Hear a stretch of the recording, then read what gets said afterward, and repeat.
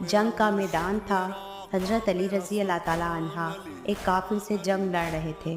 حضرت علی رضی اللہ تعالیٰ عنہ نے اس کافر کو گرا دیا اور اس کے سر پر چڑھ گئے۔ جیسے ہی آپ تلوار چلانے والے تھے، اس کافر نے گستاخی کی اور آپ کے چہرے پر تھوک دیا۔ آپ نے فوراً اسے چھوڑ دیا اور بولے کہ جا، میں نے تجھے معاف کیا۔ وہ کہنے لگا، اے علی، تم نے مجھے گرا دیا تھا، تم مجھے قتل بھی کر سکتے تھے۔ میں نے تمہارے چہرے پر تھوکا، لیکن اس کے باوجود تم نے مجھے معاف کر دیا۔ مجھے بتائیے کہ یہ کیا بات تھی؟ حضرت علی رضی اللہ تعالیٰ عنہ نے فرمایا، میں تمہیں جب قتل کر رہا تھا تو صرف اللہ کے لیے، کیونکہ میری تلوار صرف اللہ کے لیے اٹھتی ہے۔